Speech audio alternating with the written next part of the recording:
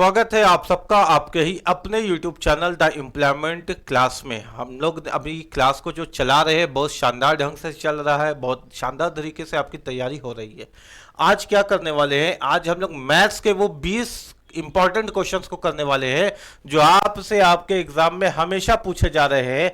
यानी आप पिछले साल आप 2021 से जो क्वेश्चन को उठाइएगा, 2021 से जब क्वेश्चंस को उठाते हैं तो हर एक सेट में इससे क्वेश्चन पूछे जाएंगे। आज जो हम लोग करने वाले हैं यानी ये वो 20 सवाल है जो सीधा सीधी आपके एग्जाम के अंदर पूछे जाते हैं। और अगर ये 20 सवाल आपने कर लिया तो कॉन्सेप्ट में इस बात की गारंटी हो गई कि आज के बाद इस कॉन्सेप्ट से आए हुए क्वेश्चंस आपके एग्जाम में नहीं छूटेंगे। ये किस किस एग्जाम में आ रहे हैं, तो ये हर तरह के प्रतियोगिता परीक्षा में पूछे जा रहे हैं। चाहे आप एसएससी की तैयारी करते हैं, चाहे रेलवे की तैयारी करते हैं, चाहे बैंकिंग की तैयारी करते हैं, किसी भी विभिन्न प्रतियोगिता परीक्षा के लिए, चाहे आप किसी स्टेट से हैं, झारखंड से तो झारखंड एसएससी की तैयारी करते हैं, बिहार से तो बीएसएससी की तैयारी करते हैं, उत्तर प्रदेश से तो उत्तर प्रदेश एसएससी की तैयारी करते हैं। आप अगर किसी भी स्टेट से हैं और वहां की भी तैयारी करते हैं तो यहां से क्वेश्चन आपके एग्जाम में मिलेंगे ही मिलेंगे। तो इस वीडियो को देख लीजिएगा ताकि वो 20 सवाल आपके एग्जाम में आप कंफर्म बना लीजिए जो लगातार आपके एग्जाम में ट्रेंडिंग में है। आपके एग्जाम में जो क्वेश्चंस अक्सर पूछे जा रहे हैं और पूछे जाते रहेंगे अभी और 2-3 साल तक। तो चलिए इस क्वेश्चंस को शुरू करते हैं और सीखते हैं इनको बनाने का तरीका। जैसे यहाँ पे जो पहला सवाल हम लोगों को दिख रहा है बेटा, ये पहला सवाल हम लोगों को दिख रहा है एक चैप्टर एचसीएफ एलसीएम से। सारे क्वेश्चन आज एचसीएफ एलसीएम से नहीं रहेंगे, आज सारे क्वेश्चन वो रहेंगे जो आपके एग्जाम में पूछे जाते हैं अलग अलग चैप्टर से, है ना। तो पहला क्वेश्चन अपना हम लोगों को दिखा है एचसीएफ एलसीएम से। तो इस तरह के क्वेश्चन भी आपके एग्जाम में पूछे जा रहे हैं। आइए देखते हैं कैसे बनाया जाएगा।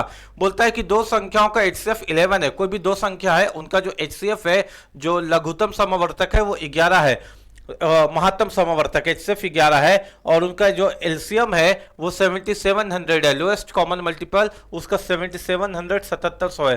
पहली संख्या 275 है तो दूसरी संख्या ज्ञात कीजिए। कभी भी अगर एलसीएम एचसीएफ के क्वेश्चन में दो संख्या वाला क्वेश्चन आ जाए तो आपको हमेशा याद रखना एक सूत्र। वो सूत्र क्या है बेटा, HCF into LCM, HCF into LCM बराबर पहली संख्या फर्स्ट नंबर इंटू दूसरी संख्या यानी सेकंड नंबर। ये आपको ध्यान में रखनी है। पहली संख्या गुनी दूसरी संख्या हमेशा एचसीएफ और एलसीएम के गुणनफल के बराबर होती है। अगर हम इसको ध्यान में रखें तो एचसीएफ कितना है देखिए 11 है, एलसीएम कितना है देखिए 7700 है, और पहली संख्या कितनी दे गई है तो बोलता है पहली संख्या 275 है, 275 है। आपको बोला कि दूसरी संख्या ज्ञात करें। हमने दूसरी संख्या को x मान लिया क्योंकि ये हमको मालूम नहीं कि कितनी है, तो दूसरी संख्या को क्या मान लिया हम लोगों ने, x मान लिया, है ना। अब इसको सॉल्व करना है। आप इसको 11 से काट सकते हैं, 5 से काट सकते हैं, आप इसको जिस मर्जी से काट सकते हैं, वो आपकी मर्जी है। हम कुछ और बताने के लिए खड़े हैं, हम ये बताने के लिए खड़े हैं यहाँ पे कि अगर कैलकुलेशन पे समय बचाना है ना तो कैलकुलेशन में समय बचाने का एक शानदार तरीका होता है। वो तरीका यह है कि अंकों को जोड़ करके केवल एक अंक बना दो, यानी जितने भी अंक है उनको जोड़ते जाओ, और कब तक जोड़ते जाओ, जब तक एक अंक नहीं बन जाए। तो वो कैलकुलेशन का तरीका आसान भी होता है। जैसे 1 और 1 कितना हो गया, 2 हो गया, गुना 7 और 7 कितना हो गया, 14, 14 अभी भी 2 अंक है, फिर जोड़ो 1 और 4 कितना हो गया, 5 हो गया। क्योंकि 0 0 को जोड़ के तो कोई फायदा है नहीं बेटा, 0 ही मिलेगा ना। तो 7 और 7 14, 14 का 1 और 4 5 हो गया, बराबर 2 और 7 9, 9 और 5 14, 14 का 1 और 4 कितना हो गया, 5 हो गया। जोड़ो ना, 2 and 7 9, 9 + 5 14, 14 का 1 + 4 कितना हो गया, 5 हो गया। या इसको एक बात को ऐसे भी तुम ध्यान रख सकते हो कि अगर 9 दिखा किसी भी तरह से, जैसे 2 और 7 9 बन जाता है ना, तो कैंसल, बचा कितना 5, 5 × x, है ना। ये कैलकुलेशन का तरीका सीखो। 5 से 5 कट गया, x का वैल्यू कितना आ गया 2, यानी सर कैलकुलेट करके मेरा सिंगल डिजिट कितना मिला 2, यानी जो ऑप्शन हमको सिंगल डिजिट 2 दे दे वही मेरा आंसर होगा।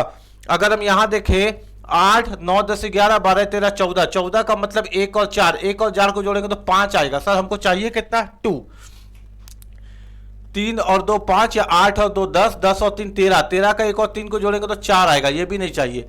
8 और 1 9, 9 और 3 10 11 12, 12 का 1 और 2 कितना आएगा, 3 आएगा, है ना। 8 और 1 9, 9 और 3 10 11 12, 12 का 1 और 2 को जोड़ेंगे तो कितना आएगा, 3 आएगा। 3 नहीं चाहिए सर, या हम 8 और 1 9 को कैंसिल कर दे तो भी 3 बचेगा, 3 नहीं चाहिए सर। 8 और 3 11, 11 का एक और एक 2, यानी मेरा आंसर हो गया ऑप्शन नंबर ए 308। कोई दिक्कत नहीं। उम्मीद है कि ये कैलकुलेशन आपको समझ में आया होगा। हमने इसमें किया क्या, अंकों को जोड़ जोड़ के सिंगल डिजिट बना लिया और क्वेश्चन के आंसर को लिया है ना। तो बहुत लंबा चौड़ा अगर क्वेश्चन आ जाए तो सबको कैलकुलेट करने की आवश्यकता नहीं, अंकों को जोड़ लीजिए। सर अगर किसी दो ऑप्शन में मेरे पास 2 आ जाता तो, ऐसा भी तो सकता है, ऐसा भी तो हो सकता है किसी दो ऑप्शन में मेरे पास अगर 8 और 3 11 को जोड़ के 2 आ रहा है, किसी और ऑप्शन में जोड़ के 2 आ जाता तो उसके लिए हम लोग रेंज सीखते हैं। जब दो दो ऑप्शन में सिंगल डिजिट आता है तो उसके लिए हम लोग सीखते हैं रेंज। तो अभी हम आपको रेंज भी पढ़ाएंगे कि रेंज क्या होता है, ठीक है ना। उसके बाद क्वार्टर, क्वार्टर क्वार्टर मेथड, है ना, यानी ऑप्शन का 1/4 कर देते हैं और उससे भी आंसर ला देते हैं, क्वार्टर मेथड। वो सारी चीज़ों को सीखेंगे जिसको हम लोग बोलते हैं चतुर्थांश गणित, है ना, वो भी सीखेंगे। ठीक है, तो ये आपको समझ में आया होगा बेटा, है ना, कैलकुलेट करने का तरीका। दूसरा क्वेश्चन अपने पास क्या है, दूसरा क्वेश्चन अपने पास ये है कि इन्हीं दो संख्याओं का एलसीएम और एचसीएफ का योग 680 है। दो संख्या है, 2 नंबर्स है, एलसीएम और एचसीएफ को ऐड करते तो 680 आता है। अच्छा सर, यानी अगर हम एल से एलसीएम को और एच से एचसीएफ को ऐड करेंगे तो क्वेश्चन कहता है कि एलसीएम और एचसीएफ को जोड़ के 680 आ जाएगा। इतनी बातें तो समझ में आ गई। एलसीएम एचसीएफ से 84 टाइम्स अधिक है, यानी जो एलसीएम है ना वो एचसीएफ का 84 गुना है। इसका मतलब क्या हुआ सर, इसका मतलब ये हुआ सर कि अगर एचसीएफ x है तो एलसीएम इसका 84 गुना है, 84x है। बात समझ में आनी चाहिए हर एक बच्चे को। ठीक है, क्वेश्चन क्या बोलता है, एलसीएम एचसीएफ का 84 अधिक है, यानी एचसीएफ अगर x है सर तो एलसीएम इससे 84 अधिक है, यानी 84x है। ठीक है, अगर हम कहते हैं सर कि एचसीएफ मेरा x है तो एलसीएम हम लोगों का कितना है सर, 84x है, 84 अधिक है, बराबर 680, बराबर 680। अगर हम कैलकुलेट करें तो 84 और एक कितना हो गया बेटा, 85x बराबर 680। 17 से काटे तो 17 पचे 85, 17 चौके 68, अब 5 से काटे तो 5 8 जा 40, यानी सर x बराबर मेरे को मिल गया 8। हम यहाँ से इस दो बात पे पहुँच गए, यानी जो HCF x है, जो HCF x है वो हमारा कितना है बेटा, 8 है, और जो अपना एलसीएम है वो 84x है, अर्थात 84x मीन्स 84 इंटू 8, क्योंकि x तो 8 है ना, 84 इंटू 8। किसी को किसी भी तरह की परेशानी नहीं होनी चाहिए। यहां से हमने एचसीएफ और एलसीएम निकाल लिया। सर एलसीएम को मल्टीप्लाई करके लिख दीजिए ना, क्यों लिखें, लास्ट में अगर काट नहीं है तो उसको ऐसे ही रहने देते हैं ना। अब आगे क्वेश्चन कहता है, और पहली संख्या 56 है तो दूसरी संख्या ज्ञात कीजिए। जब भी दो संख्या होगा अपना मेथड यही है सर, एचसीएफ इंटू एलसीएम बराबर first number into second number, अपना मेथड यही है sir.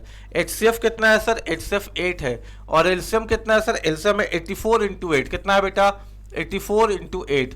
First number given, first number given कितना है, पहली संख्या 56 है, 56। फाइंड द सेकेंड नंबर, दूसरी संख्या ज्ञात करिए। नहीं मालूम तो दूसरी संख्या को x मान सकते हैं ना। चलिए ज्ञात करते हैं। 8 एकम 8, 8 सते 56, 7 से काटिए 7 एकम 7, 7 दूना 14, और 12 8 कितना होता है सर, 12 8 होता है 96, यानी जो x का वैल्यू आया वो कितना है, 96, यानी जो सेकंड नंबर है अपने पास वो कितना है, 96। उम्मीद है ये क्वेश्चन भी आपको समझ में आया होगा, और लिखवा लीजिए। अगर हम गलत बोले होंगे, आप 2 साल के अंदर एग्जाम दीजिए, या 2 साल का कोई भी आप प्रीवियस ईयर क्वेश्चन उठाइए और आप 10 प्रीवियस ईयर क्वेश्चन उठाइए अपने मन से रैंडमली किसी भी एग्जाम का, और देखिए ये टाइप में आपको क्वेश्चन मिल रहा है कि नहीं। अगर ये टाइप में क्वेश्चन नहीं मिल रहा है तो फिर हम सच बताते हैं कि आप हमको लिख सकते हैं कमेंट में कि सर आपने झूठ बोला, ये क्वेश्चन नहीं मिल रहा है। आप कोई भी एग्जाम का 10 को सेट उठाइए, और हम, मेरा चैलेंज है, मेरा गारंटी है कि ये क्वेश्चन आपको मिलेगा ही मिलेगा इससे पहले। और मेरे से कितना बच्चा वीडियो में सहमत हो जाएगा, और कितना बच्चा ऑफलाइन में सहमत हो जाता है कि हाँ सर ये क्वेश्चन बार बार एग्जाम में पूछा जाता है, बार बार। आज के बाद इस क्वेश्चन में आपसे गलती नहीं होगी, है ना। समझ में आ गया क्या, सीख पा रहे हैं क्या। आगे अगर हम लोग क्वेश्चन देखें तो आगे क्या है देखते हैं। क्वेश्चन है बेटा अपने पास कि एक व्यक्ति 75 रुपया प्रति वस्तु की दर से 100 वस्तु खरीदता है। मान लेते दुकानदार है, क्या है वो, दुकानदार है, और वो क्या करता है, दुकान में जाता है और बोलता है कि सर हमको ना कुछ सामान खरीदना, कुछ खिलौना खरीदना है। मान लीजिए कितना खिलौना खरीदना है आपको, तो सर हमको 100 खिलौना खरीदना है, और एक खिलौना का दाम कितना है, 75 रुपया। एक खिलौना का दाम है 75 रुपया। वह आधी खिलौना को यानी आधे वस्तु को 20% के लाभ पर बेच दिया और बचा हुआ, तो भाई 100 का आधा 50 बेच दिया तो बचा 50, और बचे हुए को 40% के लाभ पर बेच दिया। कुल लाभ का प्रतिशत ज्ञात करें। इंग्लिश में a man purchase 100 article, 100 article खरीदा कितने में? 75 रुपया में। कितने में बेटा? 75 में। आधे को बेचा 20% प्रॉफिट में, आधे को बेचा 40% प्रॉफिट में। पूरे बिजनेस में कितना का प्रॉफिट हुआ, यही तो पूछा है। अगर हम आपको इसका सॉल्यूशन दिखाएं ना, तो इसका सॉल्यूशन कुछ इस प्रकार का है। ये इसका सॉल्यूशन है, ये इसको बनाने का तरीका है। अब सच में दिल में हाथ रख के बताइए, अगर हम इस मेथड से आपको पढ़ाएं और आप इस मेथड से पढ़े और एग्जाम निकालने के लिए जाएं, तो लगता है ना कि गणित बहुत भारी है यार, मेरे बस का बात नहीं है, it is not my cup of T.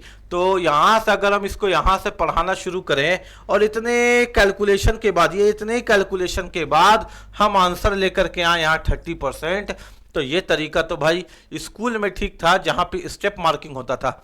अब इतना समय नहीं बचा, अब इतना समय नहीं बचा कि हम क्वेश्चन को ऐसे बना करके यहां खत्म करें। अब मेरे एग्जाम में इतना समय नहीं है सर, और इस क्वेश्चन को हमको जल्दी कंप्लीट करना है, तो इस क्वेश्चन को हम जल्दी कैसे बना सकते हैं, यही नहीं, इस तरह के हर सवाल को आप बिना पेन पेपर के कैसे बना सकते हैं वो सीखिए, है ना। इतना सीपी और एसपी निकालिएगा क्या? ये प्रॉफिट एंड लॉस का क्वेश्चन है।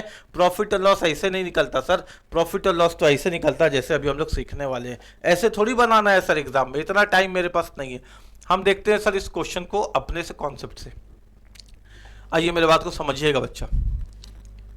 कभी भी प्रतिशत ज्ञात करने बोला, क्या ज्ञात करने बोला? परसेंटेज। कभी भी परसेंटेज ज्ञात करने बोला, आप रुपया को पूरी तरीके से इग्नोर कर दीजिए, आप रुपीस से काम ही मत करिए। अगर आप रुपीस से काम करिएगा तो वो उसी की तरह से क्वेश्चन बनेगा जैसे आपने इसका सॉल्यूशन देखा, लंबा चौड़ा। आपको परसेंटेज पे क्वेश्चन पूछा है, चाहे प्रॉफिट एंड लॉस से हो, चाहे खुद परसेंटेज से हो, चाहे औसत से हो, किसी भी चैप्टर से आप रुपीस को इग्नोर कर दीजिए, बस वस्तु को देखिए। कितना वस्तु है बेटा?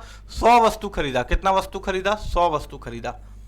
अब इसको सबसे पहले आधे वस्तु को बेच दिया, 100 का आधा कितना बेच दिया? 50 वस्तु को। सर आधे वस्तु को बेचा, कितने में बेचा? उसने आधे वस्तु को 20% के प्रॉफिट में बेचा, ये 20% का प्रॉफिट ले लिया यहां से, और फिर आधे वस्तु को बेचा, तो 100 में आधा 50 बेच दिया, तो बचा कितना? 50, और शेष वस्तु को, रिमेनिंग आर्टिकल्स को 40% प्रॉफिट में बेचा, 40% प्रॉफिट में बेचा। ठीक है सर, तो यहां से कमाया वो आदमी 10% प्रॉफिट, और यहां से कमाया ये आदमी 5 हो जाए 20% प्रॉफिट। हमसे पूछा गया कि बताइए कुल लाभ का प्रतिशत क्या है, तो टोटल कितना कमाया सर? प्रॉफिट 10% प्लस 20%, कितना कमाया? 30%। क्वेश्चन का आंसर कितना? 30%। क्या इस क्वेश्चन को ऐसे सोचा जा सकता है? हाँ बिल्कुल ऐसे सोचा जा सकता है। अगर आपको मेथड पसंद आ रहा है, मेरा मेहनत पसंद आ रहा, तो लाइक करना है, वीडियो को लाइक करना नहीं भूलिएगा, ठीक है। वीडियो को आप लाइक करिए, इससे पता चलता है कि बच्चा कम से कम सीख पा रहा है। हमको मालूम है कि कमेंट करने में आपका हाथ दुख जाता है, आपका नाजुक नाजुक हाथ है, बताने में दिक्कत होता है आपको कि हाँ सर सीख पा रहे, समझ पा रहे। कम से कम एक ऐसे करके क्लिक करके लाइक तो कर सकते हैं ना वीडियो को, कि वो भी नहीं हो पाता है, बताइए, है ना। हम आपको क्या कर रहे हैं, हम आपके बड़े बड़े क्वेश्चन को हल कर दे रहे हैं सेकंडों पे, वही सारे सवाल जो आपके एग्जाम में लगातार पूछे जा रहे हैं। भाई 100 का आधा कितना हो गया? 50 वस्तु 20% के लाभ में 10% कमाया, फिर आधे वस्तु में 40% 20% कमाया, पूरे व्यापार में कितना कमाया? 10 और 20 30% कमाया। बन गया क्वेश्चन, बन गया क्वेश्चन, है ना। आइए क्वेश्चन पे आगे चलते हैं। तो अब एक बच्चा क्वेश्चन को छोड़ेगा एग्जाम में, एक बच्चा क्वेश्चन को ऐसे बनाएगा एग्जाम में, और एक बच्चा देखेगा 100 का आधा 50, 100 का आधा 50, 5 दूनी 10, 5 चौके 20, 10 20 30। कौन बच्चा एग्जाम निकाल सकता है? आप खुद सोचिए, कौन बच्चा ज्यादा कैलिबर है एग्जाम निकालने का, जो कम समय पे काम को कर देगा। हाँ, पास फेल वाला क्वेश्चन। एक परीक्षा में एक छात्र को 40% अंक मिले और वह 20 अंकों से फेल हो गया। एक छात्र को 60% अंक मिले और वह 60 अंकों से उत्तीर्ण हो गया। उत्तीर्ण अंक ज्ञात कीजिए। आइए बात समझते हैं ना, कि मतलब एक बच्चा एग्जाम दिया, एक बच्चा एग्जाम दिया, तो एग्जाम में पास मार्क्स होगा, जैसे हम लोग का कट ऑफ होता है जनरल कंपटीशन के एग्जाम में, कट ऑफ कितना कट ऑफ आया तो आप पास हो गए। तो एक बच्चा एग्जाम दिया, वो 40% अंक लाया, 40%। हम बोले बेटा तुम पास हो गए, बोला नहीं सर 40% आया और हम 20 नंबर से फेल हो गए। अगर हमको 20 नंबर और आ जाता ना तो हम पास हो जाते। 40% लाए, 20% और लिए, 20 नंबर और ले आते तो हम पास हो जाते। दूसरा बच्चा से पूछे कि बेटा तुम्हारा क्या स्थिति है, बोला कि सर हम तो 60% लाए हैं। हम बोले 60% लाए हो, कट ऑफ लाए हो, बोला नहीं सर कट ऑफ से 60 अंक से ज्यादा पास होगा, यानी कट ऑफ जितना था 60% लाए, यानी हम 60 नंबर ज्यादा लिया है। अगर हम 60 नंबर कम भी लाते तो भी हम पास हो जाते, लेकिन हम तो डिवीजन लिया है सर, पास होने से भी 60 नंबर ज्यादा लिया है। तो आपसे पूछा है कि बताइए पास मार्क्स क्या है, उत्तीर्ण अंक क्या है, यानी कितने नंबर में बच्चा पास हो जाएगा, वो पूछा गया। ठीक है, कितने नंबर में बच्चा पास हो जाएगा। अगर हम इसका सॉल्यूशन दिखाएं आपको कि लोग इसको किस तरह से सॉल्व करके पढ़ा रहे हैं और बच्चा किस तरह से गणित में इसको पढ़ रहा है, और फिर बच्चा बोलता है कि सरकारी नौकरी तो मेरे बस का बात नहीं है भैया, मैथ बहुत भारी है। नहीं है भारी मेरा बच्चा, नहीं है भारी। कॉन्सेप्ट को खाली आसान करना है बस, है ना, कॉन्सेप्ट को आसान करना। कोई बच्चा बेवकूफ नहीं होता, कोई बच्चा बेवकूफ नहीं होता, बस सोच का तरीका अलग होना चाहिए, आसान होना चाहिए जनरल कॉम्पिटिशन में। क्या हम इसको इतना कैलकुलेट करें, दशमलव दशमलव को कैलकुलेट करके हम आंसर लाएंगे, डेसिमल उसिमल को कैलकुलेट करके। बहुत लोग बोलता है कि सर आपका कैलकुलेशन आसान क्यों होता, आप जो क्वेश्चन ले रहे हैं वो उसमें कैलकुलेशन आसान क्यों है। हम कैलकुलेशन को आसान कर देते हैं, हम कैलकुलेशन ही एलिमिनेट कर देते हैं। हमको मन नहीं करता है कैलकुलेट करने का एग्जाम के हॉल में बैठ के। हम क्यों डेसिमल उसिमल से कैलकुलेट करके भारी करें क्वेश्चन को। हम इतना बेवकूफ आदमी नहीं है कि बच्चा को इतना भारी बना दो, इतना भारी पढ़ा दो कि बच्चा के दिल में आ जाए कि मैथ्स मेरे बस का बात नहीं है। हम क्या करते हैं, हम क्वेश्चन को जादू की तरह आसान करते हैं। बस यही तो कोशिश करते हैं कि क्वेश्चन को जादू की तरह आसान कर दो। हम इतना कैलकुलेट करेंगे, डेसिमल उसिमल को कैलकुलेट करेंगे बैठ करके एग्जाम में, और फिर बोलेंगे कि एग्जाम निकलेगा, एग्जाम नहीं निकलेगा, उम्र निकलेगा, उम्र नहीं निकालना है, एग्जाम निकालना है। तो ऐसे क्वेश्चन को नहीं बनाएंगे। क्वेश्चन को ऐसे बना करके 180 नहीं लाएंगे। क्वेश्चन को तो हम लोग अपने तरीके से बनाएंगे। और कौन तरीका बेटा, जादू तरीका। ठीक है, देखिए हम दोनों बच्चों को क्या करते हैं ना, जस्ट पास कर देते हैं, यानी जस्ट पास, जितना चाहिए कट ऑफ उतना ही दोनों को दे देते हैं। यानी पहला वाला बच्चा को बोलते हैं जा बेटा तुम भी जस्ट पास होके बताओ कि कितना चाहिए, और दूसरा वाला बच्चा को भी बोलते हैं कि तुम भी जस्ट पास होके बताओ कि कितना चाहिए एग्जाम में। पहला वाला बच्चा बोलता है कि सर, पहला वाला बच्चा बोलता है हम 40% अंक लाएं। कितना लाया, 40% अंक। हम बोले तुम जस्ट पास हो गया क्या, बोला नहीं नहीं सर, हम तो 20 नंबर से फेल हो गए हैं, 20 नंबर से अनुत्तीर्ण हो गए एंड फेल्ड बाय 20 मार्क्स। अगर हमको 20 नंबर और मिल जाता तो हम जस्ट पास हो जाते सर, मेरा काम बन जाता, हम पास हो जाते। हम बोले जाना बेटा पास कर जा, 40% लाया है, ले 20 नंबर और ले ले, खुश रहा, पास हो जा। पास हो गया। दूसरा बच्चा से पूछो कितना लाए बेटा, सर हम 60% अंक लाए हैं। कितना लाए हैं, 60% अंक। हम बोले अरे 60% अंक लाए हो, जस्ट पास हुए क्या, बोला नहीं सर हम तो जस्ट पास से भी 60 अंक ज्यादा ले आए। अगर हम इसका 60 अंक को कम कर दे तो भी ये जस्ट पास हो जाएगा। यानी दोनों को हमने जस्ट पास कर दिया, ठीक पास कर दिया ना। अब आइए कैलकुलेट करते। सर परसेंटेज को परसेंटेज की तरफ रखे, प्लस 60 को इधर ला रहे, -60% बराबर -60, प्लस 20 को उधर ले गए -20। 60 में से 40 गया, बचा माइनस का 20%, -60 -20 -80, माइनस माइनस कैंसिल हो गया सर, 20% 80 के बराबर है। यहां से हमको पता चल गया सर कि 20% जो है ना वो 80 के बराबर है। यानी अगर हम क्वेश्चन का फुल मार्क्स निकालना चाहें कि एग्जाम कितने नंबर का हुआ था सर, तो एग्जाम होता है 100% का। एग्जाम में आप कितना भी परसेंट लाइए, एग्जाम का जो कुल अंक होता है वो तो 100% होता है, 100%। तो 100% किसके बराबर होगा, ऐसे ही देख लीजिए ना, 20 चौके 80, 4 गुना, तो 100 चौके 400। यानी हम कह सकते हैं सर कि एग्जाम का जो फुल मार्क्स था, एग्जाम का जो कुल अंक था, कुल अंक वो कितना था बेटा, 400। यानी अगर हमसे पूछता कि ये तो पास मार्क्स पूछा कि पास होने के लिए कितना चाहिए, अगर हमसे पूछता कि एग्जाम का कुल अंक कितना है, तो एग्जाम का कुल अंक 400। अब 400 में कितना चाहिए पास होने के लिए वो बताना है। हमसे पूछा गया कि बताइए पास मार्क्स कितना है, हमसे पूछा गया कि बताइए पास मार्क्स कितना है परीक्षा का। तो सर एग्जाम कितने नंबर का हुआ, 400 नंबर का। अब दोनों में से जो बच्चा से चाहिए एग्जाम का क्वेश्चन निकाल लीजिए। पहला बच्चा का यूज करें। पहला बच्चा 400 का कितना लाया, 40%। पास हो गया था क्या, नहीं सर। 40% लाने के बाद भी इसको 20 नंबर और चाहिए था पास होने के लिए, 20 नंबर और चाहिए था पास होने के लिए। अब 0 से 0 काटे, 0 से 0 काटे, 4 चौके 16, 160 प्लस 20 कितना आ गया बेटा, 180।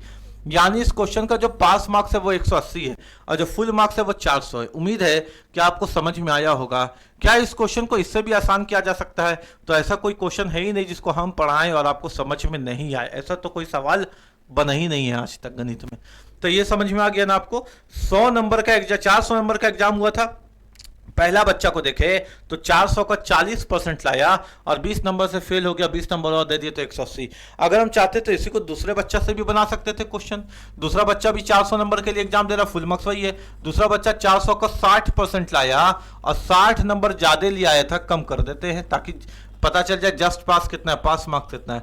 4 चौके 16, 160, सॉरी 4 चौक 24, 240 -60, ठीक है, कितना हो गया बेटा 180। तो दोनों तरीके से समझ में आ गया बात क्या, दोनों तरीके से बात समझ में आ गया क्या कि आंसर कितना होगा 180।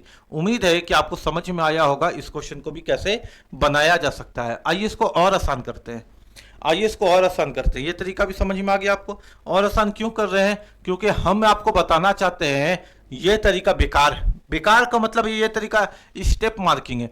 स्टेप मार्किंग का मतलब एक एग्जाम होता था स्कूल में, एक एक क्वेश्चन के लिए 10-10 नंबर मिलता था, तो हम स्टेप ज्यादा लेते थे, कैलकुलेशन ज्यादा करते थे। अब कोई स्टेप मेरा देख ही नहीं रहा, तो हम स्टेप करके डांस, इंडिया डांस में थोड़ी ज्यादा है जहां हमको स्टेप दिखाना अपना, यहाँ स्टेप नहीं चलेगा सर, यहाँ तो कॉन्सेप्ट चलेगा। इस तरह से क्वेश्चन को नहीं बनाएंगे, क्वेश्चन को तो कॉन्सेप्ट से बनाएंगे और सेकंडों में खत्म करेंगे।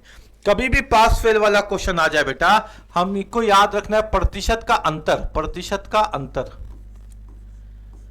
यानी डिफरेंस ऑफ द परसेंटेज। क्या चीज, डिफरेंस ऑफ द परसेंटेज बराबर होता है अंकों के योग के, अंकों के योग के। इंग्लिश में जो बच्चे पढ़ते हैं आसान से लिख दे रहे हम some of the marks, some of the marks, ऐसे ना। प्रतिशत का अंतर अंकों के योग के बराबर होगा। कभी भी पास वाला क्वेश्चन आ जाए तो हमेशा difference of the percentage is equal to sum of the marks, जितना मार्क्स का लाया उसको जोड़ दीजिए, बस इतना ही तो काम करना। कॉन्सेप्ट सीखिए। प्रतिशत का अंतर, पहला बच्चा 40%, दूसरा बच्चा 60%, डिफरेंस ऑफ द परसेंटेज कितना आया 20%, कितना आया 20%। क्लियर है क्या? अच्छा, अंकों का योग, पहला बच्चा 20 अंक, दूसरा बच्चा 60 अंक, अंकों का योग कितना हो गया 80। पास फेल से कोई मतलब नहीं, बस इतना ही याद रखना, प्रतिशत का अंतर अंकों का योग। पास फेल हमको उतना रट्टा फट्टा नहीं मारता है, ठीक है। 20% 80 के बराबर है। अगर हमसे पूछा है कि सर पास मार्क्स क्या होगा, पीएम लिख दे रहे पास मार्क्स के लिए, पास मार्क्स क्या होगा, तो 20% 80 के बराबर है। तो पास होने के लिए पहला बच्चा कितना लाया बेटा 40%, कितना लाया 40%। तो आप समझिए 20 दूना 40, दोगुना हो रहा है ना। एलएचएस में तो आरएचएस में भी दुगना कर दीजिए, 8 दूना 16, यानी पास होने के लिए कितना चाहिए सर 160। लेकिन 160 में भी पास नहीं हुआ, उसको 20 नंबर और चाहिए होगा पास होने के लिए, क्योंकि 20 नंबर से फेल हो गया था। तो 20 नंबर और दे दिए तो पास मार्क्स कितना निकल गया सर 180। इससे आसान नहीं बन सकता क्वेश्चन, जाइए इससे आसान बना के लाइए, इससे आसान नहीं बन सकता क्वेश्चन, है ना। एक बच्चा लंबा चौड़ा मेथड लगा, एक बच्चा तो आम इमली को समझ में नहीं आएगा, एक बच्चा जाएगा तुक्का के भरोसे। किसके भरोसे जाएगा एग्जाम में बैठने? तुक्का के भरोसे। उसका तो गिनती ही नहीं करना है। एग्जाम के हॉल में बैठ करके एसी के नीचे वो तुक्का लगाता है, और माई बाप बेचारा एग्जाम के हॉल के बाहर धूप में बैठ करके दुआ करता है कि मेरा बच्चा का रेलवे निकल जाए, एसएससी निकल जाए। और बच्चा सालों भर कुछ नहीं पढ़ा, एग्जाम के हॉल में पंखा चल रहा है, वहां बैठ के तुक्का लगा रहा है। माँ बाप बाहर धूप में खड़ा होकर के प्रार्थना कर रहा है, भगवान मेरा बच्चा का एग्जाम निकल जाए। भगवान क्या करेगा जब भगवान बोलेगा कि तुम्हारा बच्चा तो पढ़ा ही नहीं, वो तो तुक्का लगा रहा है अंदर, उसने तो मेहनत किया ही नहीं, तो मेहनत का फल कैसे मिलेगा? तुक्का से तो एग्जाम नहीं निकल सकता है कि नहीं, है ना। तो क्वेश्चन समझ में आ गया क्या? पढ़ना पड़ेगा। और एक बार आप हमसे दिल से बोलते हैं कि एक बार खाली पढ़ लीजिए, एक बार आप आपको सब इतना पढ़े हैं ना सब टीचर से, एक बार हमसे भी तो पढ़िए। अब पढ़ करके देखिए, तो एक साल हम बोलते हैं 2025 है ना, अभी 2026 तक पढ़िए। अब पढ़ने के बाद बताइए कि नौकरी हुआ कि नहीं, बस एक साल हमसे पढ़ लीजिए, उसके बाद आप हमको बताइएगा कि आपको जॉब हुआ कि नहीं। हम देखना चाहते हैं, एक साल हम पढ़ा दिए और आपको सरकारी नौकरी हुआ नहीं, तो कसम खा के बोलते हैं कि आपके सामने वीडियो में बना करके स्क्रीन इस बोर्ड को तोड़ के फेंक देंगे अगर आपको नौकरी नहीं हुआ तो। हमको मालूम है कि हम पढ़ाएंगे और नौकरी नहीं हो, ऐसा हो नहीं सकता, ऐसा हो ही नहीं सकता कि हम पढ़ाएं और नौकरी नहीं हो। कॉन्सेप्ट इतना आसान कर देंगे, इतना आसान कर देंगे कि एग्जाम आपके लिए हलवा हो जाएगा। ये समझ में आ गया क्या? आइए आगे, क्योंकि हमको मालूम है ना, क्योंकि आप जहां जाना चाह रहे हैं हम लोग वहां गए हैं। हम लोग वहां गए हैं तो अचानक नहीं गए बेटा। मतलब क्या है ना कि अगर एग्जाम दिए ना, तो मान लीजिए अपने जीवन में अगर हम 20 एग्जाम दिए ना, तो 20 एग्जाम में 12 एग्जाम में फेल हो गए, 12 एग्जाम में फेल हो गए। शर्म नहीं हुए, सच बताते कि 12 एग्जाम में फेल हो गए। हमको माँ के पेट से बहुत तेज आदमी नहीं थे, मेहनत करके हुए, और 8 एग्जाम में पास हुए। तो हम आपको ये भी बता देंगे कि देखो 12 रास्ता फेल वाला है, उस उधर नहीं जाना, ये 8 रास्ता पास वाला है, इधर चला जाना। मतलब हम आपको घूम फिर के आकर हम आपके सामने एक चक्कर मार के खड़े हैं। अब हम आपको बता सकते हैं कि इधर बहुत कठिन रास्ता है बेटा, ये 12 रास्ता मत पकड़ना, ये 8 रास्ता बहुत आसान आसान है, चलो मेरे साथ, हम तुमको बता देते हैं कि वो रास्ता से हम कैसे कैसे पार हुए थे। तो हम अगर एग्जाम दिए हैं तो हम कोई बहुत बड़े नॉलेजेबल और बहुत जीनियस आदमी नहीं थे अपने जीवन में कि हम अगर 12 एग्जाम दिए तो 12 का 12 में टॉप करके करके, नहीं ऐसा नहीं हुआ। हाँ, अपने एग्जाम जीवन में एसएससी भी निकाले, बैंकिंग भी निकाले, झारखंड के दरोगा का भी एग्जाम निकाले, है ना, लेकिन एसएससी भी निकाले, कुछ एग्जाम निकाले, कुछ एग्जाम फेल किए। जब फेल किए तो पता चला कि इसमें कमी क्या था, जब पास किए तो पता चला अच्छा इसमें हम इंप्रूवमेंट क्या किए थे। तो हम आपके सामने एक एक्सपीरियंस लेकर के आए हैं कि आपको कैसे काम करना है, कि आप ऐसे करिएगा तो पढ़िएगा तो एग्जाम नहीं निकलेगा, ऐसे पढ़िएगा तो एग्जाम निकल जाएगा। यह हाथ खाली है, यह हाथ में पेन है, हम आपको दोनों तरीका बता देते हैं। इसलिए तो बोलते हैं कि एक बार सीखिए, समझिए और फिर कॉन्सेप्ट को सीखिए, है ना। हम क्योंकि हम मेहनत करके सीखे हैं, ये सारी चीज़ों को हमने मेहनत किया। मेरा तो क्वालिफिकेशन जो है मेरा इंग्लिश ऑनर्स है, मेरा ऑनर्स इंग्लिश में रहा, एमएससी इन इंग्लिश है हम। लेकिन क्या है कि जब हमने ये सबको पढ़ना चालू किया तो गणित से प्यार हो गया, क्योंकि धीरे धीरे किसी चीज़ में आप समय दीजिएगा, रिसर्च कीजिएगा तो उससे आपको प्रेम हो जाता। तो जब प्यार हो गया तो समझ में आ गया, अरे ये तो मास्टर ऐसे बताता है, इसका तो ऐसे जरूरत ही नहीं है, इसको तो हम लोग ऐसे भी सोच सकते हैं, इतना भारी का है कैलकुलेट करें, पॉइंट पॉइंट में क्यों जाए, इसको तो हम इस क्वेश्चन को ऐसे भी सोच के क्वेश्चन को बना सकते हैं, एग्जाम ही तो निकालना है ना। ठीक है, आइए बात को समझते हैं ना। ए रेशियो बी है 5:9, बी रेशियो सी है 6:11। आपसे पूछा ए बी सी, आपसे रेशियो का क्वेश्चन आया मेरा बच्चा, आपसे रेशियो का क्वेश्चन आ गया। अब यहाँ पे रेशियो क्या है, ए है, बी है, सी है, ये आपको ज्ञात करना है। ए बी कितना दिया हुआ है 5:9, 5:9। बी सी कितना दिया हुआ है 6:11, 6:11। आपको फाइंड करना है ए इंटू बी इंटू सी। इसको ज्ञात करने का तरीका हम आपको बता रहे हैं, ठीक है। इसको फाइंड करने का हम आपको 3 तरीका बता रहे, 3 तरीका, चलिए 2 तरीका बताते हैं, एक लंबा वाला छोड़ते। आपको यहां सी का वैल्यू नहीं मालूम है, आपको यहां ए का वैल्यू नहीं मालूम है, जहां का वैल्यू नहीं मालूम है उसमें बगल वाले को भर दीजिए, बगल में 9 है भर दीजिए। जहां का वैल्यू नहीं मालूम उसमें बगल वाले को भर दीजिए, बगल में 6 है भर दीजिए। यानी ए बी सी में जो आपको मालूम है उसको लिख दिया, जो नहीं मालूम उसमें बगल वाले को फिल कर दिए। क्लियर है क्या। तो 5 6 जा कितना होता है सर 30, और 9 6 जा कितना होता है 54, और 9 11 जा कितना होता है 99। तीनों कहीं ना कहीं 3 से कट रहा है, ये 10 बार में, ये 3 एकम 3, 2 बचा 3 8 24, और ये 3 से 33 बार में। अब नहीं कटेगा सर। 10 18 33 क्वेश्चन का आंसर कितना, 10 18 33, ऑप्शन नंबर बी 10 18 33 क्वेश्चन का आंसर। ये क्लियर हो गया क्या, ये समझ में आ गया क्या। यानी हमने देखा कि जहां पे रेशियो हमको नहीं मालूम वहां पे हमने सर्कल बना दिया और खाली जगह में बगल वाले को भर दिया, क्वेश्चन का आंसर आ गया। लेकिन सर ये तो क्वेश्चन छोटा था, क्वेश्चन लंबा हो जाएगा तो फिर क्वेश्चन एग्जाम में कैसे बनेगा उस पर ध्यान दीजिए। आइए कोई बात नहीं बेटा। ए कितना है, ए सर 5 है, यानी आंसर वही होगा जिसका ए 5 से कट जाए। 5 दूना 10, 5 दूना 10, 5 से 33 नहीं कटता, 5 से 18 नहीं कटता, यानी आंसर वही होगा जिसका ए 5 से कट जाए। ठीक है। अच्छा बी कितना है बेटा, बी 9 है, यानी आंसर वही होगा जो बी को 9 से काट दे। 9 से 18 कटता है क्या, नहीं सर। 9 से 12 कटता है क्या, नहीं सर। 9 से 18 कटता है क्या, हाँ सर। आंसर मिल गया। क्लियर है क्या। देखिए ना 10 है, 18 है, 33 है, 5 से कट गया। इसको देखिए बी का वैल्यू कितना है 9, 9 दूनी 18 कट गया, फिर बी का वैल्यू कितना है 6, 6 थी 18 कट गया। सी का वैल्यू कितना 11, 11 से 33 भी कट गया। यानी जो रेशियो अपने संख्या को पूरा पूरी काट दे वही आंसर हो जाएगा। ऑप्शन से भी चेक कर सकते हैं। क्लियर है क्या, कोई दिक्कत नहीं है। आइए अगले क्वेश्चन में। जैसे ये क्वेश्चन देखिए, यह है A B C D E, तो क्या हम खाली डब्बा भरते रहेंगे, इतना एग्जाम में टाइम है कि हम ए को भी भरे, बी को भी भरे, सी को भी भरे, डी को भी भरे, ई को भी भरे, डब्बा भरते रहेंगे, नहीं, डब्बा गुल हो जाएगा। छोटा छोटा क्वेश्चन है तो डब्बा भर के बन गया, बड़ा क्वेश्चन आ गया तो ए से लेकर के ई तक में डब्बा नहीं भरेंगे सर, उतना टाइम नहीं है मेरे पास एग्जाम में, तो कैसे बनाएंगे सर। देखिए आइए मेरी बात को समझिएगा बेटा। ए बी कितना है बेटा 1:2, यानी ए और बी का रेशियो 1:2 में आना चाहिए। अगर हम ऑप्शन नंबर ए देखें तो 3 और 8 आपस में कटेगा क्या। अगर हम ऑप्शन नंबर ए देखें तो 3 और 8 शुरुआत में आपस में कटेगा क्या, नहीं कटेगा। अगर शुरुआत में 3 और 8 आपस में नहीं कटेगा सर, इसका मतलब शुरुआत में 1:2 नहीं मिलेगा। अगर हम ऑप्शन नंबर बी देखें तो ऑप्शन नंबर बी में है मेरे पास सर 16:12, ये काटेंगे तो 4 चौके 16, 4 तिया 12। स्टार्टिंग में मिला 4:3, लेकिन स्टार्टिंग में चाहिए 1:2, ये भी नहीं हो सकता।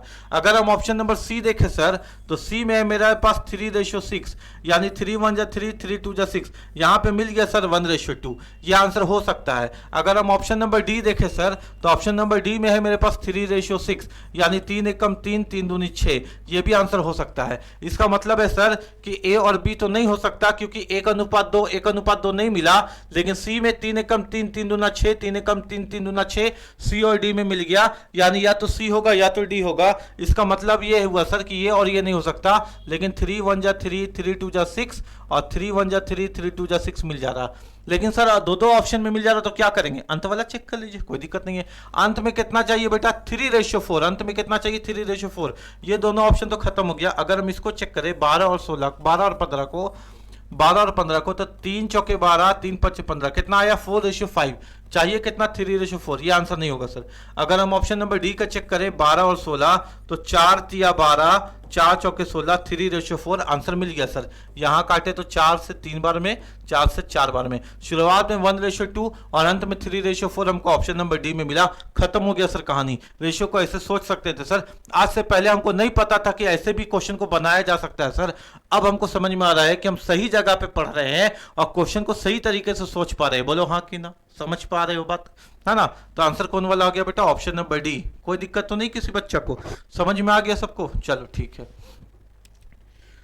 और इसको कैसे सोच सकते थे बेटा, हम बता दे तुमको। और कैसे सोच सकते थे, 1:2, एक के बाद 2 बढ़ रहा है, 3:4 बढ़ रहा है, 2 के बाद 3 बढ़ रहा है, 3 के बाद 4 बढ़ रहा है।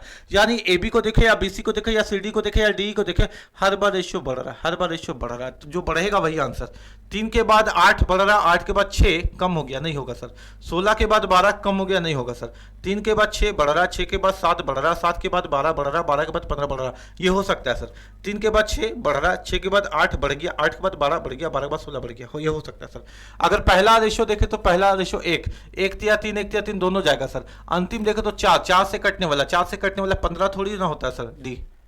ऐसे भी सोच सकते हैं, अरे जादू है, किसी भी तरह से कर सकते हैं, ठीक है, गणित का जादू है। असल में तो कॉन्सेप्ट है, कॉन्सेप्ट इतना मजबूत कर लो कि क्वेश्चन में दम ही नहीं रहे। आ जाओ, ये एज प्रॉब्लम का क्वेश्चन आ गया। किसका आ गया बच्चा, एज प्रॉब्लम, आयु संबंधित प्रश्न ना। इसको रीजनिंग में भी पढ़ते हैं, मैथ्स में भी पढ़ते हैं हम लोग, ठीक है।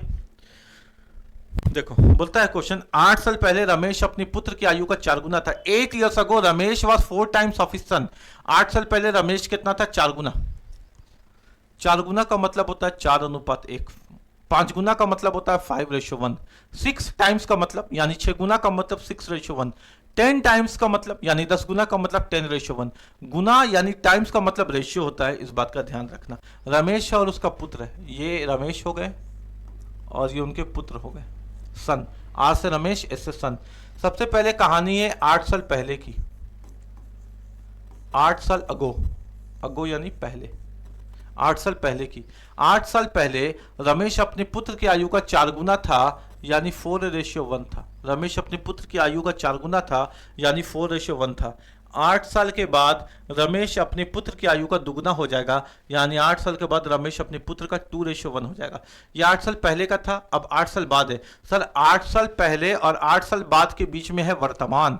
8 साल पहले मेरा एज कुछ होगा, 8 साल बाद मेरा एज कुछ हो जाएगा, लेकिन बीच में वर्तमान भी तो है। यानी 8 साल पहले से फिर बीच में आएगा कहीं ना कहीं वर्तमान, यानी प्रेजेंट। क्या आ जाएगा बेटा, प्रेजेंट। और इस प्रेजेंट के बाद फिर आ जाएगा 8 years लेटर, 8 साल बाद। 8 years लेटर, 8 साल बाद। 8 साल पहले और 8 साल बाद के बीच में वर्तमान है। 8 साल पहले से वर्तमान में आने में लगा 8 साल, अभी वर्तमान से 8 साल बाद भविष्य में भी जाने में लगेगा 8 साल। यानी 8 साल वर्तमान में आने में और 8 साल भविष्य में जाने में टोटल कितने साल की कहानी है सर, 16 साल की कहानी है। कितने साल की कहानी है सर, 16 साल की कहानी है। ठीक हो गया बात मेरा बच्चा। अब देखो यहाँ पे इसको समीकरण से बनाने की जरूरत नहीं है, ये सबसे आसान तरीका ना, लोग बनाते हैं ना समीकरण से। माना कि रमेश की आयु x है और उसके बेटा की आयु y है, x + 8 + 8, नहीं करने का जरूरत तो सब है कि नहीं। अब मेरे बात को समझो, 8 साल के बाद कितना हो जाएगा, रमेश अपने पुत्र का कितना हो जाएगा, दुगुना हो जाएगा सर, 2:1 हो जाएगा। कितना हो जाएगा, दुगुना हो जाएगा, 2:1। जब भी 2 बार रेशियो देता है, we have to check that this ratio is in balance और नॉट। हमको चेक करना पड़ता है कि ये जो अनुपात है ये बैलेंस है या नहीं। सर चेक कैसे करते हैं कि 2 बार रेशियो देता है तो बैलेंस है या नहीं, अंतर से। 4 और 1 में कितने का अंतर है, 3 का। 2 और 1 में कितने का अंतर है, 1 का। अगर अंतर अलग अलग है तो बैलेंस नहीं है, बैलेंस करना पड़ेगा। अगर अंतर अलग अलग है तो बैलेंस नहीं है, बैलेंस करना पड़ेगा। अंतर अलग अलग आ गया, बैलेंस नहीं है, बैलेंस करना पड़ेगा। बैलेंस करने के लिए एक दूसरे के अंतर का गुना, यानी इस 1 का गुना ऊपर और इस 3 का गुना नीचे, तो ये हो गया आप कट के 4 × 1 = 4, ये हो गया 1 1 जा 1, ये हो गया 2 3 जा 6, और ये हो गया 1 3 जा 3। अब देखो 6 और 3 में 3 का अंतर, 4 और 1 में 3 का अंतर, बैलेंस हो गया सर। यानी 8 साल पहले रमेश और उसके पुत्र की आयु का अनुपात 4:1 था, और 8 साल के बाद इनके अनुपात 6:3 हो जाएगी, ना कि 2:1 जो दिया हुआ था, 6:1 बैलेंस करके ना। अब मेरे बात को समझोगे बेटा, हर एक बच्चा प्यार से समझेगा। रमेश का अनुपात 4 से 6 हो रहा है, कितना बढ़ रहा है 2, बैलेंस कर दिए तो उसका बेटा का भी 2 होना चाहिए। बेटा का अनुपात 1 से 3 हो रहा है, कितना बढ़ रहा है 2, चाहे बेटा का देखो चाहे पिता का देखो, दोनों का अनुपात 2 बढ़ रहा। क्लियर है ना, बैलेंस कर दिए ना, अंतर के मल्टीप्लाई करके बैलेंस कर दिया, अब सेम ही होगा। 4 से 6 हो रहा है, रमेश 2 बढ़ रहा है, 1 से 3 का बेटा 2 बढ़ रहा। चाहे अनुपात देखे बेटा का या रमेश का, दोनों का 2 बढ़ रहा, लेकिन साल कितना बढ़ रहा है बेटा, 8 साल वर्तमान में आने में, 8 साल भविष्य में जाने में, यानी 16, 2 यानी 16 के बराबर है। तो जो रमेश की आयु होगी वो 4 किसके बराबर होगी, तो इसको काट के करते हैं, 2 1 कम 2, 2 8 16, 1 8 के बराबर होगी। यानी हम कह सकते हैं कि रमेश की आयु होगी 4 8 जा 32, 32 साल। कितना होगा 32 साल, कितना होगा 32 साल। और अगर हम पुत्र का आयु देखें, पुत्र का आयु देखें तो 1 और 1 8 कितना होगा 8 साल। लेकिन ये अनुपात कब का निकला बेटा, 8 साल पहले का, 8 ईयर्स अगो। हमसे तो पूछ रहा है वर्तमान में दोनों की आयु, तो सर वर्तमान में रमेश भी 8 साल ज्यादा हो गया होगा और बेटा भी 8 साल ज्यादा हो गया होगा, यानी रमेश 40 साल का होगा और बेटा 16 साल का होगा। ये हो गया अपने क्वेश्चन का आंसर, ये हो गया अपने क्वेश्चन का आंसर। बात समझ में आया क्या, कोई दिक्कत तो नहीं है, समझ में आया बात है ना, कोई दिक्कत तो नहीं है किसी को, क्लियर है। यानी हमने इसको रेशियो मेथड से बना दिया। अगर हम चाहते तो इस क्वेश्चन को ऑप्शन से भी बना सकते थे, कैसे, आइए मेरे बात को समझिए। 8 साल पहले रमेश अपने पुत्र का 4 गुना था, यानी अगर हम दोनों के एज में 8 साल कम कर दे तो रमेश 4 गुना हो जाएगा। 8 साल पहले रमेश अपने पुत्र की आयु का 4 गुना था, अगर हम दोनों की आयु को 8 साल कम कर दें तो रमेश 4 गुना हो जाएगा। अगर हम ऑप्शन नंबर ए देखें, 40 साल और 10 साल, 8 साल अगर हम कम कर दें, है ना, 8 साल अगर हम कम कर दें तो आज रमेश 32 साल का है और इसके अनुसार आज उसका बेटा 2 साल का है। तो यह क्या 2 का 4 गुना है, 2 का 4 गुना है, नहीं सर 4 गुना नहीं है, ये तो 16 गुना है, तो ऑप्शन नंबर ए नहीं होगा। अगर हम ऑप्शन नंबर बी देखें तो रमेश 16 साल का है, उसका बेटा 16 साल, रमेश 40 साल का है, उसका बेटा 16 साल का है। 8 साल पहले, 8 साल पहले रमेश 32 साल का था, उसका बेटा 8 साल का था, और 8 का 32 कितना गुना है सर, 4 गुना है। क्वेश्चन सेटिस्फाई हो गया कि 8 साल पहले रमेश अपने पुत्र का 4 गुना था, 8 चौके 32, वो सेटिस्फाई हो गया ऑप्शन नंबर बी से। क्लियर है, बात खत्म हो गया है ना। ऐसे भी क्वेश्चन को सोच सकते थे। आओ क्वेश्चन देखो, बोलता है यदि 7 क्रमांगत, क्रमांगत का मतलब कॉन्जिक्यूटिव, लगातार, लगातार है ना, यदि 7 क्रमांगत सम संख्या, सम का मतलब even number, 2 4 6 8 10 which is divisible by 2, जो 2 से कट जाए दैट इज कॉल्ड सम संख्या, इवन नंबर। यदि 7 लगातार सम संख्याओं का औसत 46 है तो सबसे छोटी तथा सबसे बड़ी संख्या क्या होगी। If the average of 7 continue number, consecutive number, regular number, लगातार नंबर, इवन नंबर इज 46, 46 है, find the smallest and the largest number. कैसी संख्या सर, सम संख्या, सम संख्या का मतलब 2 4 6 8 ऐसे। तो प्रत्येक इवन नंबर पे आप देखिएगा 2 2 बढ़ता है, यानी अगर पहली इवन नंबर x लीजिएगा तो दूसरी इवन नंबर x+2 मिलेगी, तीसरी इवन नंबर आपको x+4 मिलेगी, चौथी इवन नंबर आपको x+6 मिलेगी, क्योंकि 6 + 2 8, 8 + 2 10 ऐसे, यानी हर इवन नंबर में 2 2 बढ़ता है, ठीक है, ऐसे है ना। और एवरेज निकालने का तरीका क्या है सर, एवरेज निकालने का तरीका है sir sum of the number, sum of the number, संख्याओं का योग बटा टोटल नंबर यानी n, है ना। ये एवरेज निकालने का, औसत निकालने का तरीका है अपने पास। आइए क्वेश्चन को समझते हैं। 7 लगातार संख्या है सर, तो कैसा संख्या है सर, जो क्रमांगत है और इवन नंबर है, यानी पहली संख्या x होगी, दूसरी संख्या x+2 होगी, तीसरी संख्या x+4 होगी, फिर x+6 होगी, फिर x+8 होगी, फिर x+10 होगी, फिर x+12 होगी। कितनी संख्याएं हो गई, 1 2 3 4 5 6 7, 7 संख्याएं हो गई, है ना। 1 2 4 6 8 10 12 ऐसे बढ़ गया। पहला संख्या x+0, फिर x+2, x+4, 2 2 का अंक में बढ़ता है इवन नंबर। तो बोलता है इनका औसत 46 है। औसत कैसे निकलता है सर, सारी संख्याओं को हम जोड़ देते हैं सर, सारी संख्याओं को हम जोड़ देते हैं और जोड़ के जब हम 7 से डिवाइड करते हैं, कितनी संख्या, 1 2 3 4 5 6 7, तब हमको औसत निकल जाता है एवरेज। और एवरेज तो गिवन है सर, कितना एवरेज दे रखा है 46, एवरेज कितना दे रखा है 46। आइए इसको सॉल्व करने की कोशिश करते हैं। एक्स के बार मिला 1 2 3 4 5 6 7, तो 7x हो गया, प्लस 12 और 8 20 और 10 30, 30 और 10 40 और 2 42 बाई 7 बराबर 46 है ना बेटा।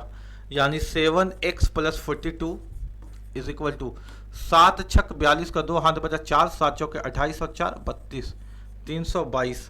ठीक है, तो यहाँ से हम 7x बराबर निकाल सकते हैं क्या, 322 माइनस 42 उधर गया तो -42, यानी 7x बराबर 2 में से 2 गया तो 0, 32 में से 4 गया तो 28। तो x का मान कितना निकल गया सर 40, x का मान कितना निकल गया 40। हमसे पूछा है सबसे छोटी और सबसे बड़ी संख्या क्या होगी, तो सबसे छोटी अपने पास ये दिख रही है, सबसे पहली वाली सबसे छोटी x कितनी है सर 40, और सबसे बड़ी ये सबसे स्मॉलेस्ट हो गई सर, सबसे छोटी।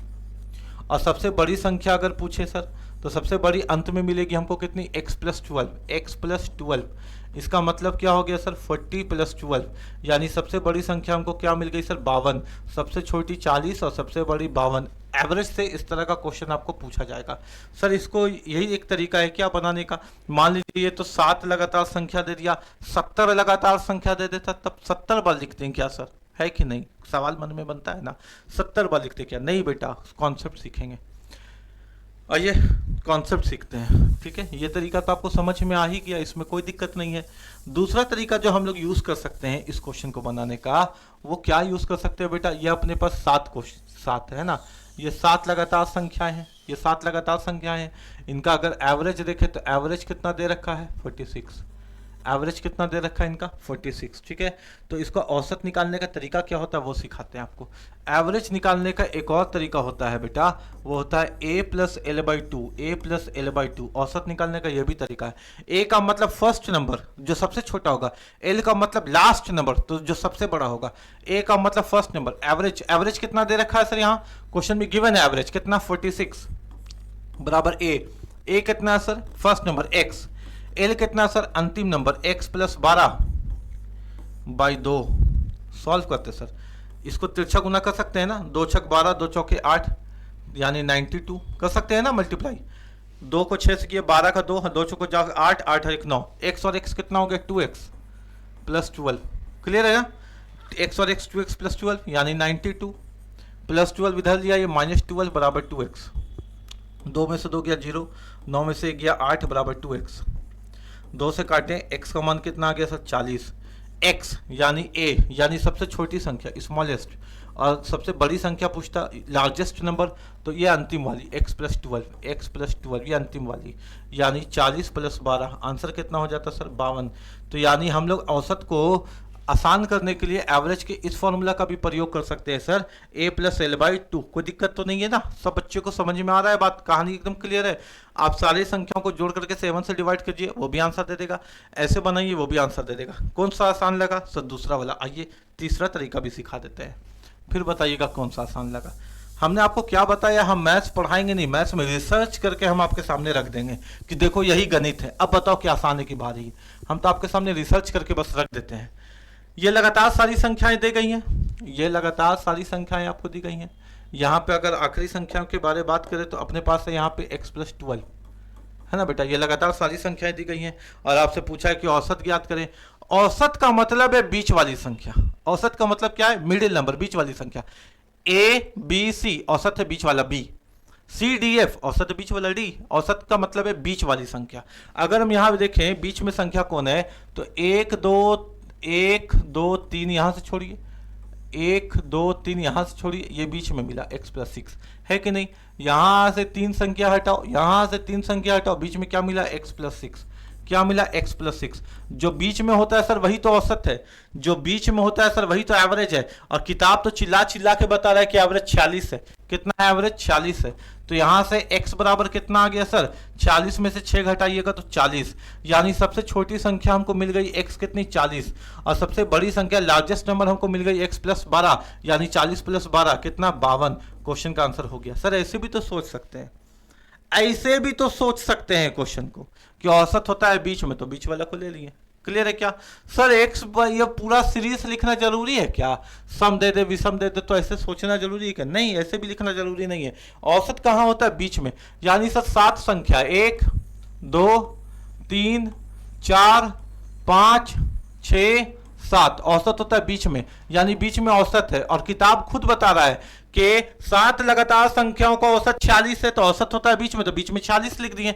यहां कितना लिखेंगे सर? 48। सर 47 क्यों नहीं लिखे? क्योंकि इवन नंबर है बेटा, लगातार सम संख्या है, तो 47 तो विषम हो जाएगा, ऑड हो जाएगा। 48 के बाद 50, 50 के बाद 52, और 46 से पहले सर 45 नहीं लिख पाएंगे, सम लिखेंगे तो 44, फिर 42 और अंत में 40। हमसे पूछा सबसे छोटी संख्या, ये हो गई ए पहली वाली। हमसे पूछा सबसे बड़ी संख्या, ये हो गई अंतिम वाली। सर ऐसे भी क्वेश्चन को बनाया जा सकता है, ऐसे भी क्वेश्चन को सोचा जा सकता है। आपको पहले पता था क्या? आप पहले सोच सकते थे क्या कि इस तरह के क्वेश्चन को ऐसे भी बनाया जा सकता है? सर इससे भी आसान हो सकता है क्या? हमने क्या बोला कि गणित का कोई भी क्वेश्चन को उठा करके उसका ऑपरेशन कर दीजिए, ऐसा बनाइए ऐसा बनाइए ऐसा बनाइए कि क्वेश्चन का दम खत्म हो जाए, आपके सामने क्वेश्चन पे टिक नहीं पाए। आइए बताते हैं और इसको कैसे सोच सकते थे। एवरेज कितना देता है बेटा? जितना एवरेज देता है ना उसको लिख लो। एवरेज कितना दिया हुआ है? 46। जितना एवरेज दिया हुआ उसको लिख लो, एवरेज दिया हुआ 46, और जितना नंबर लिखा हुआ उसे एक कम करके लिख दो। नंबर कितना है? 7, तो 7 माइनस 1 6 लिख दो। एक तरीका बता रहे हैं ना।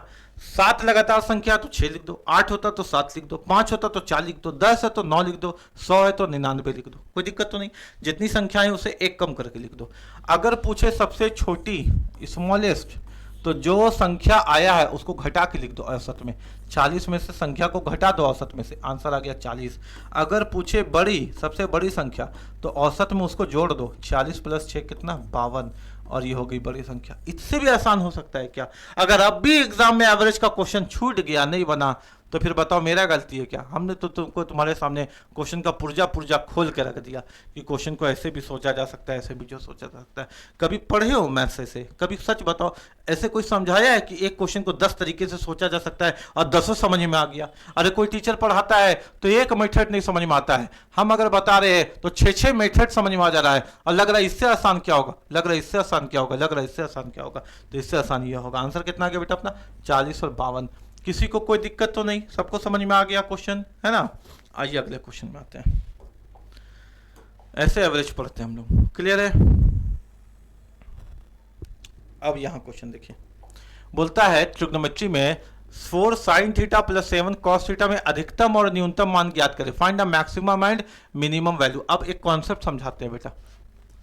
ए sine theta plus B cos theta है, अगर मान लीजिए, तो इसमें जब भी मैक्सिमम पूछेगा अधिकतम मान, तो under root A square plus B square, ठीक है बच्चा? और जब भी न्यूनतम पूछेगा मिनिमम, तो under root A square plus B square. Sir दोनों सेम लिख दिए हैं, हाँ, बस आगे यहाँ निगेटिव का चिन्ह लगा देंगे, बस आगे यहाँ निगेटिव का चिन्ह लगा देंगे। जब भी साइन प्लस कॉस थीटा का मैक्सिमम पूछेगा under root A square plus B square, और मिनिमम पूछेगा तो भी under root A square plus B square, बस आगे में निगेटिव का चिन्ह लगा देंगे और कोई दिक्कत नहीं है। क्लियर है क्या? अब इस क्वेश्चन को बनाते हैं मेरा बेटा, जो क्वेश्चन तुम्हारे एग्जाम में पूछा गया। बोलता है कि 4 साइन थीटा है। तुम कम से कम जानता है बेटा, आज ही वाला क्लास जो किया है ना, तुम्हारे किस्मत में क्या था जानते हो? 20 क्वेश्चन तो करवा रहे हैं, तुम्हारे क्वेश्चन में कम से कम तुम्हारे किस्मत में 10 से 12 मार्क्स बढ़ना था। यानी अब जब तुम एग्जाम देगा ना, तो 10 से 12 नंबर तुम्हारे एग्जाम में गारंटी एक्स्ट्रा आ गया।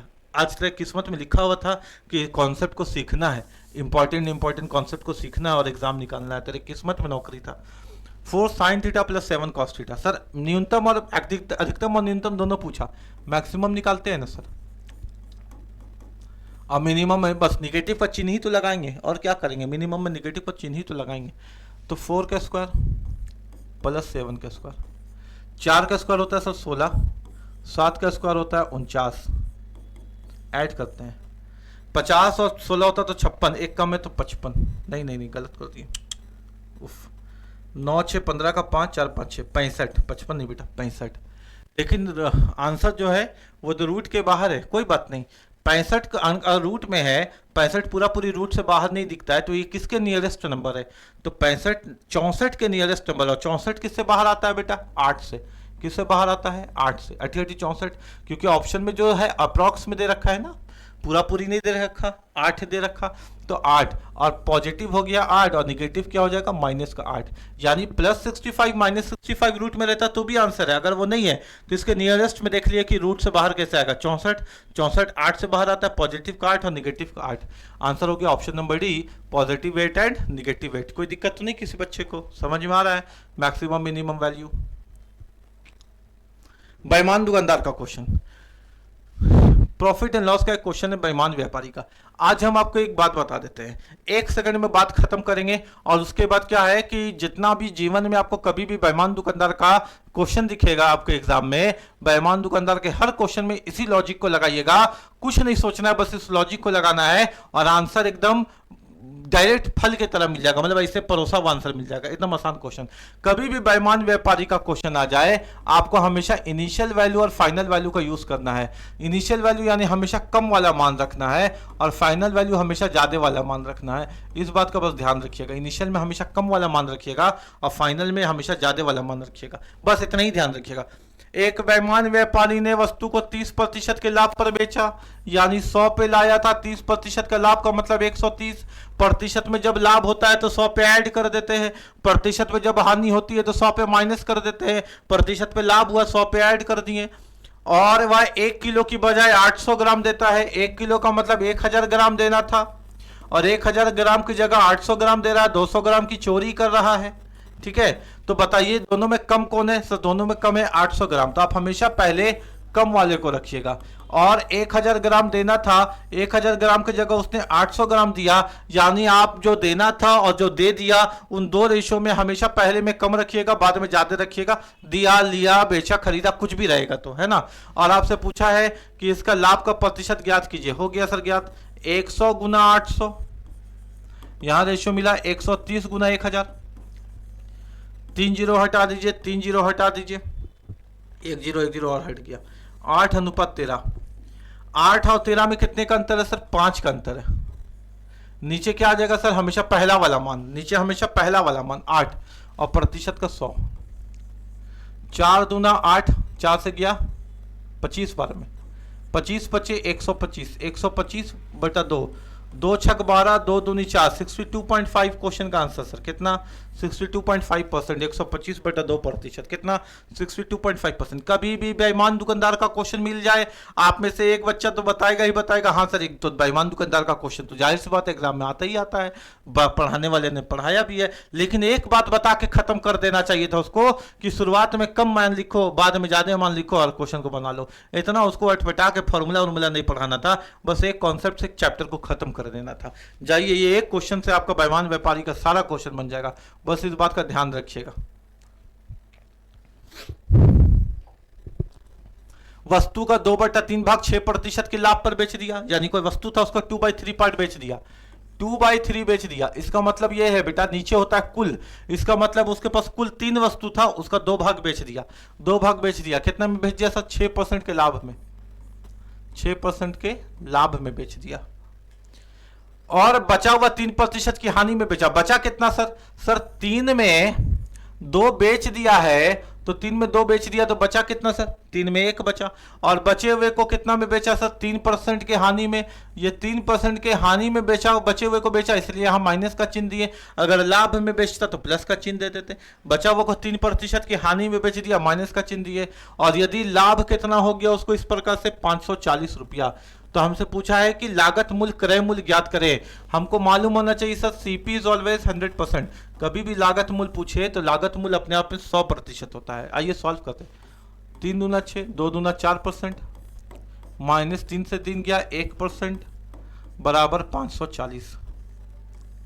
इसका मतलब 3% जो है वो 540 के बराबर है। हमसे पूछा कि क्रय मूल्य ज्ञात करें।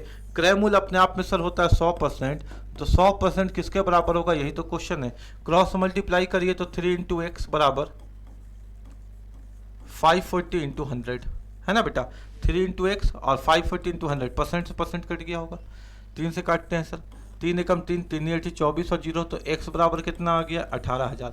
यानी इस वस्तु का जो क्रय मूल्य था वो था 18,000, 18,000। कोई दिक्कत नहीं, सबको समझ में आ रहा है। अलग अलग चैप्टर का क्वेश्चन है, लेकिन ऐसा आपको लग रहा है क्या कि कोई भी क्वेश्चन आपके माइंड से बाउंस कर गया, स्किप कर गया? ऐसा हो ही नहीं सकता कि हम पढ़ाएं और आपको समझ में नहीं आए। ठीक है, ये तो कॉन्फिडेंस है। अगर आपको लग रहा है कि ऐसा हम क्यों बोलते हैं, क्योंकि अगर हमको अपने से कॉन्फिडेंस नहीं रहेगा कि हम पढ़ाएंगे और बच्चों को समझ में आएगा कि नहीं आएगा, तो आप क्या सीख पाइएगा हमसे? हमको मालूम है कि हम सिखाएंगे और आपको सीखना सीख ही जाइएगा, सीख ही जाइएगा, हमको मालूम है। 3 दूध वाले हैं, 3 मिल्कमैन, अमन, विक्की और राजू। 3 आदमी हैं जो दूध बेचने का कारोबार करते हैं। अमन, विक्की और राजू मिलकर 26,600 रुपया में एक चरागाह किराए पर लेते हैं। बोलते हैं इन तीनों ने मिलकर जमा किया पैसा 26,600 रुपया और एक खेत को, एक चरागाह को किराए पे लिया। चरागाह जहाँ जानवर खाना खाता है, घास पुआल खाता है ना। अमन 18 गाय को 4 महीने के लिए, विक्की 16 गाय को 6 महीने के लिए और राजू 14 गाय को 7 महीने के लिए चराता है। सब अपना अपना गाय को अपना अपना समय से चरा रहा है, खाना उना खिला रहा है। बताइए विक्की का कितना किराया दिया? तो 26,600 में विक्की का कितना हिस्सा आया? 3 आदमी है, अमन है,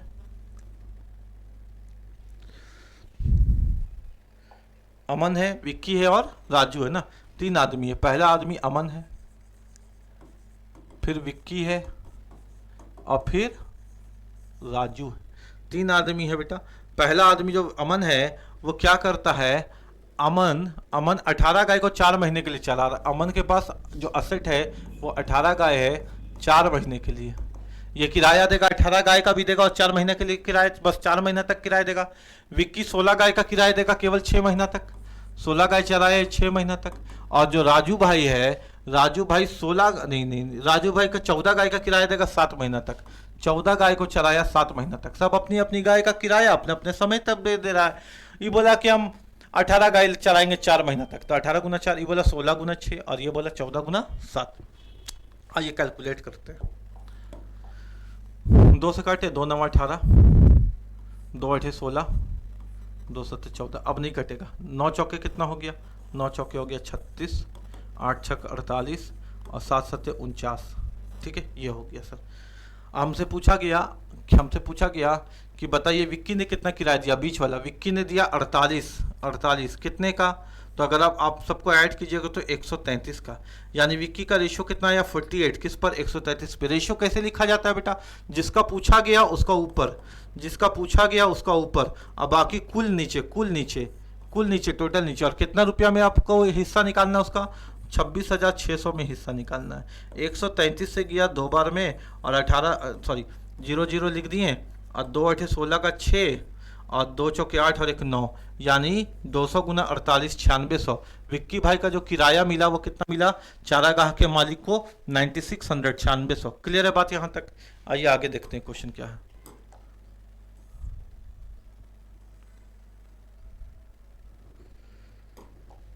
एक लड़का अपने वास्तविक गति से 4/5 गति से स्कूल जाता है। उसका जो भी स्पीड है उसके 4/5 की स्पीड से वो स्कूल जाता है। आपने इस क्वेश्चन को देखा है ना? आपने इस क्वेश्चन को किसी भी तरीके से बनाया है। आइए हम बताते हैं इसको, आज इसको एक तरीका बनाने का है ना।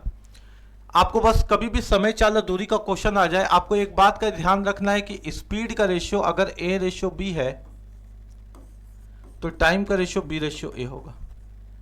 यानी स्पीड और टाइम का रेशियो एक दूसरे का अपोजिट होता है। स्पीड बढ़ा दीजिएगा टाइम कम लगेगा, टाइम बढ़ा दीजिएगा स्पीड ज़्यादा हो जाएगा। स्पीड और टाइम एक दूसरे का अपोजिट होता है, इस बात का भी ध्यान देना है आपको। ठीक है, एक लड़का अपने वास्तविक गति के 4/5 गति से स्कूल जाता है। यानी जो उसका स्पीड दिया हुआ है, वो क्या दिया हुआ है? देखिए स्पीड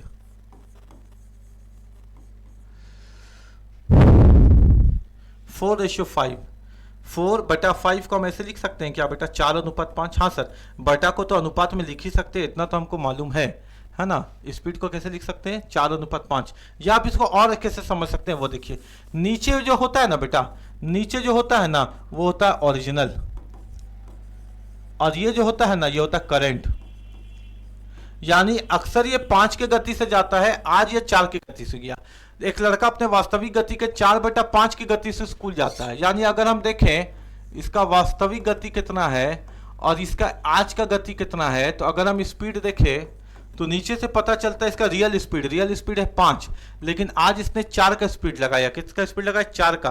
तो अगर स्पीड का रेशियो हमको मिल रहा है तो टाइम का रेशियो भी मिल जाएगा सर। टाइम का रेशियो हो जाएगा इसका उल्टा, यानी 4:5 हो जाएगा। क्या टाइम का रेशियो स्पीड का उल्टा होता है ना, 5:4 का उल्टा होता है 4:5। हमसे बोला क्वेश्चन में, और 5 मिनट देर से स्कूल पहुंचता है। कितने मिनट देर से? 5 मिनट देर से स्कूल पहुंचता है। तो बताइए उसका वास्तविक समय क्या होगा, उसका रियल टाइम क्या होगा? सर टाइम पहले 4 लगता था, आज टाइम उसको 5 लग गया। कितना मिनट लेट हो गया सर? 1 लेट हो गया। और किताब क्या बोलता है सर कि कितना लेट हो गया? 5 लेट हो गया। किताब क्या बोलता है कि 5 लेट हो गया। 1 बराबर 5 मिनट की देरी, तो उसका रियल टाइम क्या होगा सर? रियल टाइम तो ये है, तो 4 बराबर कितना होगा सर? मल्टीप्लाई कर दीजिए ना, 4 5 या 20, यानी आज इस बच्चे को 20 मिनट की देरी हो गई स्कूल पहुंचने में। ये इसका प्रोसेस है। आप इस क्वेश्चन को रेशियो की मदद से बहुत आसान तरीके से हल कर सकते हैं। क्लियर है क्या? अगर हम अगला क्वेश्चन देखें तो देखिए अगला क्वेश्चन क्या है। ये रहा अगला क्वेश्चन। बोलता है एक वर्गाकार उद्यान के बीच से 2 सड़कें गुजरती है। एक वर्गाकार, एक स्क्वायर है और स्क्वायर पार्क है, मान लीजिए ना, ये स्क्वायर पार्क है। वर्गाकार यानी स्क्वायर पार्क है, स्क्वायर गार्डन। उनके बीच से 2 सड़कें गुजरती हैं। ये एक बीच से वो सड़क गुजर गया ऐसे, ये एक बीच से सड़क गुजर गया ऐसे, इनके बीच से 2 सड़क गुजरती है। तो बीच से 2 सड़क, 2 रास्ता गुजर गया, एक ऐसे और एक ऐसे, ठीक है, बीच से। तो ये एक बीच बना और ये एक बीच बना, 2 सड़क गुजरती है। वर्ग की प्रत्येक भुजा की लंबाई 40 मीटर है, यानी जो स्क्वायर का हर एक साइड है वो 40 मीटर का। इधर से भी चाहिए, देखिए तो 40 मीटर है, इधर से भी चेक कर लीजिए तो 40 मीटर है। जिसका प्रत्येक साइड है वो 40 मीटर है। ठीक है बेटा, कोई दिक्कत नहीं है। और बोलता है सड़क की चौड़ाई 10 मीटर है, यानी इसका जो चौड़ाई है वो 10 मीटर है, इसका जो चौड़ाई है वो 10 मीटर है। ठीक है, ये क्वेश्चन है। और 20 मीटर प्रति वर्ग की दर से बगीचे में घास लगाने की कीमत ज्ञात कीजिए। यानी हमको क्या करना है ना, ये जो गार्डन है, ये जो बगीचा है, इसमें पूरा में ये एरिया जो बगीचा का एरिया बचा, रास्ता का नहीं, सड़क का नहीं, ये एरिया बचा, इसमें हमको घास लगाना है, इसमें हमको घास लगाना है। और 1 स्क्वायर फीट में घास लगाने का कीमत है 20 रुपया। तो जो पूरा का पूरा स्क्वायर फीट आएगा उसको 20 से मल्टीप्लाई कर देंगे तो हमको पता चल जाएगा कि घास लगाने का कीमत क्या है। इस क्वेश्चन का जो प्रोसेस बनाने का होता है वो हम आपको पहले दिखा देते हैं। इस क्वेश्चन को जो प्रोसेस है बनाने का वो कुछ ना कुछ ये है, इस प्रकार से। यानी ये कोई एक क्वेश्चन है और उस पर इस प्रकार से इस क्वेश्चन को बनाया गया। यानी एक क्वेश्चन को इस प्रकार से अगर बनाया गया है ऐसे लेकर के, तो आपको लगता है कि ऐसे हम एग्जाम निकालेंगे? आपको लगता है कि ये सब करके हम एग्जाम निकाल पाएंगे? या कोई पढ़ाने वाला ऐसे पढ़ा करके बच्चा को सिखा सकता है, सरकारी नौकरी दिला सकता है? ये तो बुलशिट या स्कूल का मेथड है सर। अब तो स्कूल का बच्चा भी ये सब नहीं करता।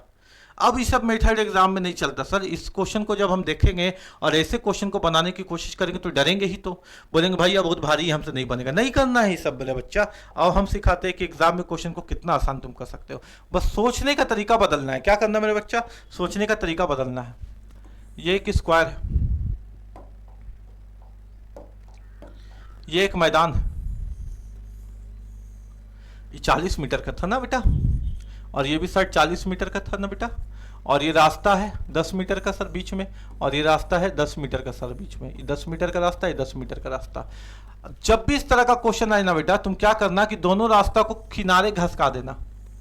यानी ये वाले रास्ता को थोड़ा किनारे घसका के इधर कर दो, और ये वाले रास्ता को भी थोड़ा किनारे घसका के इधर कर दो। बस इतना ही काम कर दो। तो रास्ता को घसका दो तो ये 10 मीटर का रास्ता इधर घसक गया और ये 10 मीटर का रास्ता इधर घसक गया। कोई दिक्कत नहीं है।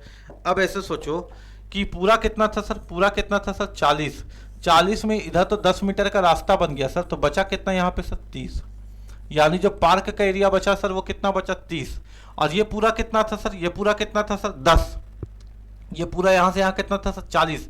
40 में यहाँ तक अगर 10 हो गया तो यहाँ से यहाँ कितना बचा सर? 30। यानी अब जो अंदर में हमको रास्ता बच रहा है सर, 40 था, इसे 10 मीटर रास्ता घटा दो तो 30 बच गया एरिया पार्क का। फिर 40 था, ऐसे 10 मीटर रास्ता घटा दो तो 30 बच गया पार्क का। यानी जो एरिया बच गया सर पार्क का वो होता है a इंटू ए, यानी ए स्क्वायर, यानी 30 गुना 30, यानी कितना हो गया सर? 900। यानी जो 900 वर्ग सेंटीमीटर मेरे पास एरिया बचा, कितना? 900 वर्ग मीटर। और 1 मीटर में 20 रुपया खर्च है सर, तो 900 मीटर में कितना खर्च हो जाएगा सर? 18,000 रुपया। यानी घास लगाने की जो कीमत होगी वो 18,000 रुपया होगी। बस हमने क्या किया, जो पार्क के अंदर जो रोड था उसको अलग कर दिया, यानी 40 मीटर में 10 मीटर पार्क को हटाया, इधर बचा 30 मीटर, फिर 40 मीटर में इधर से 10 मीटर रोड को हटाया, बचा 30 मीटर।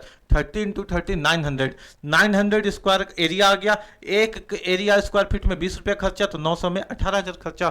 क्वेश्चन का आंसर क्लियर है क्या? हम लोग सर इस तरह से तो एग्जाम में क्वेश्चन नहीं बनाएंगे सर, इस सब से हम लोग एग्जाम में क्वेश्चन नहीं बनाते हैं। इतना टाइम किसके पास है कि बर्बाद करते रहे। आओ क्वेश्चन में। एक समबाहु त्रिभुज इक्विलैटरल ट्रायंगल का एरिया दिया हुआ है कितना? 400√3। अगर हम समबाहु त्रिभुज का एरिया बात करें तो ये होता है √3/4 a स्क्वायर, ये इसका एरिया होता है। और एरिया कितना दे रखा है? 400√3। √3 से √3 कट गया, अपने पास बचा a स्क्वायर बराबर 1600। कितना बचा? a स्क्वायर बराबर 1600 हो जाएगा ना, 4 चौके 1600। स्क्वायर हटाएंगे सर, सामने रूट आ जाएगा, 16 से बाहर आएगा 4 और 2 जीरो से बाहर आएगा 1 जीरो, यानी a बराबर 40, यानी एक साइड 40 सेंटीमीटर या 40 मीटर है तो सेंटीमीटर इसका परिमाप। सर पेरीमीटर कितना होता है? एक त्रिभुज में 3 साइड होता है तो 3 इंटू ए, 3 साइड होता है तो 3 इंटू ए, यानी 3 इंटू ए का मान 40 है, तो 3 चौके कितना हो गया? 120, यानी क्वेश्चन का जो आंसर आएगा परिमाप का वो आएगा 120 सेंटीमीटर। एक भुजा 40 का तो 40 40 25 4 या 12, 120 सेंटीमीटर। क्वेश्चन का क्लियर है क्या? ये भी समझ में आ गया। अगले क्वेश्चन में आते हैं।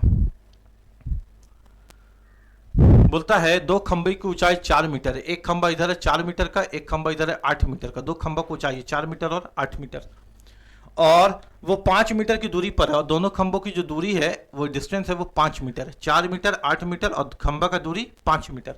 प्रत्येक खंभे के शीर्ष से यानी उनके टॉप से विपरीत खंभे के आधार पर यानी दूसरे खंभा का दूसरे पोल के फुट पर जोड़ने वाली रेखाओं की प्रतिच्छेद इंटरसेक्शन पॉइंट की ऊंचाई ज्ञात करें। ये क्वेश्चन है। इसको बनाने का तरीका जानते हो क्या यूज करता है लोग? ये यूज करता है लोग, ये यूज करता है लोग, ऐसे बनाता है, ऐसे यहां से शुरुआत करता है कि एक ट्रायंगल बनेगा, उस ट्रायंगल को हम पूरा ये क्वेश्चन है, ये हम भी अभी डायग्राम बनाएंगे ये, और यहां से करने के बाद यहां तक पहुंचता है, यहां तक पहुंचता है। समीकरण 1 समीकरण 2 को हल करता है और फिर क्वेश्चन को बनाता है। नहीं मेरा बच्चा, ऐसे गलती तुम मेरे साथ मत करना, अपने जीवन के साथ खिलवाड़ मत करना, ऐसे कोई पढ़ाएगा तो मत पढ़ना, जाकर टिकटॉक पे रील्स देख लेना, इंस्टाग्राम चला लेना, लेकिन ऐसे मत पढ़ना। ये एग्जाम नहीं निकालेगा, तुम्हारा समय बर्बाद कर देगा। ये सब मेथड अगर कोई यूज करता है तो माफी मांग लेना, चरण पकड़ करके माफी मांगना, बोलना भैया हमको छोड़ दीजिए, हमको नहीं पढ़ना है, हम जाहिल रहेंगे लेकिन उस मेथड से नहीं पढ़ेंगे, एग्जाम निकालना है भैया, सिर दर्द नहीं लेना है हमको, है ना। दो खंभों की ऊंचाई दे रखी है, एक खंभा है सर 4 मीटर का, एक खंभा है सर 8 मीटर का। दो खंभों की ऊंचाई दी गई है 4 मीटर 8 मीटर, और उनके बीच की दूरी है 5 मीटर, उनके बीच की दूरी है 5 मीटर। बोलता है प्रत्येक खंभे के शीर्ष से विपरीत खंभे के आधार पर इनके टॉप से इनके बॉटम पर 2 एंगल बना हुआ है। तो ये जो पॉइंट ऑफ इंटरसेक्शन है जहां पे एक दूसरे को प्रतिच्छेद कर रहे हैं, इसका ऊंचाई क्या होगा, यही तो पूछा गया है।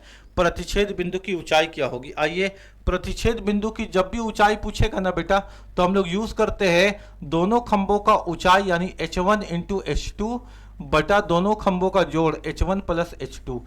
हमको इससे कोई मतलब ही नहीं है, इसकी दूरी से कोई मतलब ही नहीं है। इतना भारी कौन क्वेश्चन को बनाएगा, आसान करना है। जब भी दो खंभों के बीच की पॉइंट ऑफ इंटरसेक्शन पूछा जाए तो h1 into h2 plus h1 by h1 plus h2। पहली खंभी 4, दूसरा खंभा 8, h1 4 h2 8 plus h1 plus h2 4 plus 8, 8 चौके हो गया सर 32, 8 और 4 हो गया सर 12, 2 से 4 से काटे क्या 4 8 32, 4 से काटेगा 4 या 12।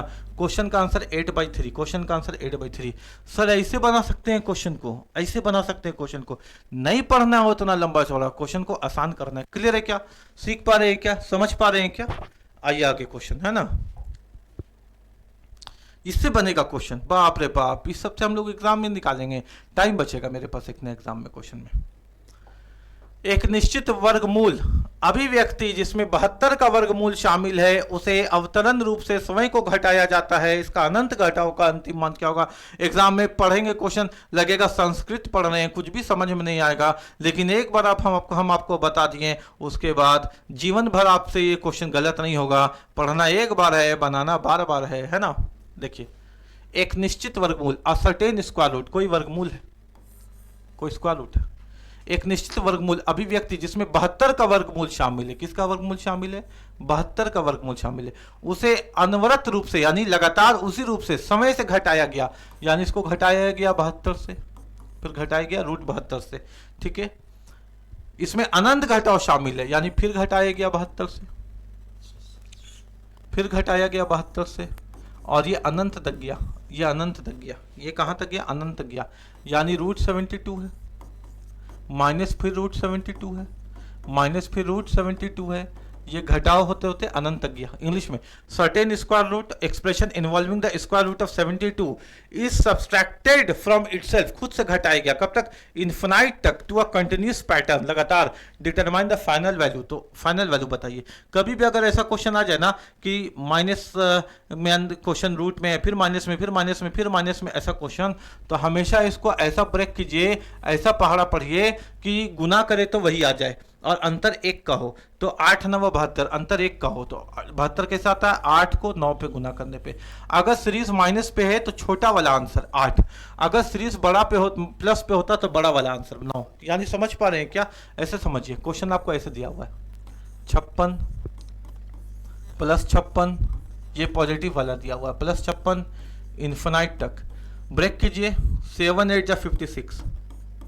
अगर क्वेश्चन प्लस में है तो बड़ा वाला आंसर, कोई दिक्कत तो नहीं बेटा, है ना। यहाँ पे क्या है क्वेश्चन, निगेटिव में 72, इन्फिनाइट तक घटाया गया 72, इन्फिनाइट तक घटाया गया 72, ब्रेक कीजिए ऐसा कि सटा हुआ सटा नंबर है, 8 9 सटा हुआ, 8 9 72, माइनस में छोटा वाला आंसर, क्वेश्चन खत्म। ठीक है, क्लियर हो गया बात, समझ में आ रहा है बात आपको। ये क्वेश्चन क्या बोलता है भाई, ये क्वेश्चन बोलता है 5 + 5 + 5 + 5 डिवाइडेड बाई 5 बटा 3 + 3 + 3 + 3। इसका बहुत लोग क्वेश्चन गलत बनाता है, हम आपको सही बता देते हैं। बहुत बच्चा लोग इसमें गलती कर देता है। आप एक बार पॉज करके बनाइए, देखिएगा आप भी शायद गलत कर सकते हैं। हम ये नहीं बोल रहे हैं कि आप गलत ही करिएगा, लेकिन शायद आपसे ये क्वेश्चन गलत हो जाए, तो आप इसको सीखिए, है ना। 3 + 3 + 3 + 3 भागा 3, 1 2 3 4 5। आइए इसको सॉल्व करते हैं। सबसे पहले सब ब्रैकेट को हल करते हैं। तो 5 10 15 20, सबसे पहले ब्रैकेट को हल किए तो आया 20, 20 भागा 5। नीचे में क्या करेंगे बेटा, 3 3 6 3 9 3 12, 12 को 3 से भाग देंगे कितना आएगा 4। नहीं सर गलत आ जाएगा, क्योंकि सबसे पहले जोड़ने से पहले बॉडमास बोलता है कि डिवाइड कीजिए, तो 3 और 3 को डिवाइड करेंगे तो 1। बॉडमास बोलता है कि डिवाइड कीजिए, सर यहाँ पहले डिवाइड क्यों नहीं किए, क्योंकि यहाँ ब्रैकेट था, ब्रैकेट बोलता है जोड़िए। तो 3 3 6 3 9 और 1 कितना हो गया, 10 हो गया। 5 से 20 को डिवाइड कीजिएगा, 5 चौक 20, 4 आएगा, 4/10 काटिएगा, 2 दूना 4, 2 25 10। आप चेक कर लीजिएगा, क्वेश्चन का आंसर आएगा 2/5। अगर आपका कुछ और आया था वीडियो पॉज करने के बाद तो गलत था, है ना। तो इसको ध्यान दीजिएगा कि इस क्वेश्चन को ऐसे बनाया जा सकता है, कोई दिक्कत नहीं है। क्वेश्चन समझ में आया। आइए ये क्वेश्चन को देखते हैं। ए अकेले किसी काम को 9 दिन में पूरा कर सकता है। ए बोला कि अगर हम काम करेंगे तो काम को हम 9 दिन में पूरा कर देंगे। ठीक है बेटा, ए बोलता है कि हम किसी काम को 9 दिन में पूरा कर देंगे। ठीक है भाई, ए तुम 9 दिन में पूरा कर देगा। और बी उस काम को 15 दिन में पूरा कर सकता है। बी बोला कि हम काम को 15 दिन में पूरा कर देंगे। वो बारी बारी से काम करते हैं, बारी बारी से, यानी एक एक दिन छोड़ के, आज ए काम करेगा तो कल बी काम करेगा, कल ए काम करेगा तो परसों बी काम करेगा, ऐसे एक एक दिन छोड़ के बारी बारी से, अल्टरनेट, है ना। तो काम की शुरुआत ए करे तो काम कितने दिन में पूरा हो जाएगा। काम को शुरुआत जो किया वो बंदा इंपॉर्टेंट है। काम की शुरुआत किसने किया, ए, तो जो बंदा काम को शुरुआत करेगा वो बंदा इंपॉर्टेंट है। आइए बात को समझते हैं। सबसे पहले जब सब लोग बता दें कि हम काम को कितने दिन में कर सकते हैं, तो आपको लेना है एलसीएम। क्या लेना है आपको, एलसीएम। जब आप एलसीएम लेते हैं तो आपको काम का संख्या पता चल जाता है। क्या पता चल जाता है, काम का संख्या। 9 और 15 का एलसीएम होता है बेटा 45, यानी 45 वर्ग।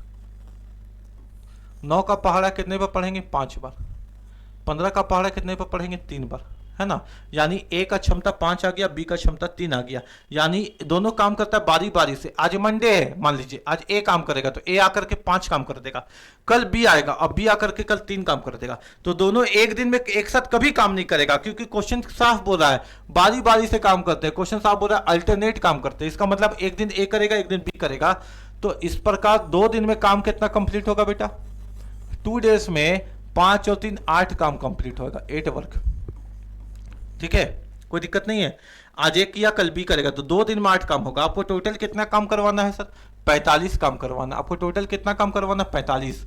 8 काम को ऐसा गुना कीजिए कि 45 या 45 के करीब पहुंच जाइए। तो 8 × 5 = 40, क्योंकि 8 छक तो 48 हो जाएगा, ज़्यादा हो जाएगा, तो 8 पच्चीस 40। एलएचएस में 5 का गुना तो आरएचएस में भी 5 का गुना। तो इसका मतलब क्या हो गया सर? इसका मतलब यह हो गया कि 10 दिन में 8 पच्चीस 40 काम पूरा हो गया। 10 दिन में 40 काम पूरा हो गया। 10 दिन में 40 काम पूरा हो गया सर, 10 डेज निकल गया। 40 काम भी पूरा हो गया सर। काम कितना था? 45 काम। बचा कितना काम सर? 5 काम। बचा कितना काम सर? 5 काम। बचा कितना काम सर? 5 काम। 45 काम पूरा था, 40 काम हो गया, बचा कितना काम सर? 5 काम। अब ये बचे हुए काम को कौन करेगा? जिसने काम को शुरू किया। बचे हुए काम को कौन करेगा? जिसने काम को शुरू किया। काम को शुरू किया ए, तो आया 5 काम को करने के लिए कौन आया? ए आया। और ए अपनी क्षमता से काम करेगा। ए एक दिन में कितना काम कर सकता है बेटा? 5 काम कर सकता है। 5 से 5 गया एक बार में, तो 10 और 1 11 दिन। यानी ये काम कितने दिन में कंप्लीट हो जाएगा बेटा? 11 दिन में। 11 दिन में। कोई दिक्कत तो नहीं? समझ में आया होगा, है ना? क्लियर है? इस तरह के क्वेश्चन को भी आप बना सकते हैं क्या, है ना? चलिए आगे देखते हैं और क्वेश्चन क्या था।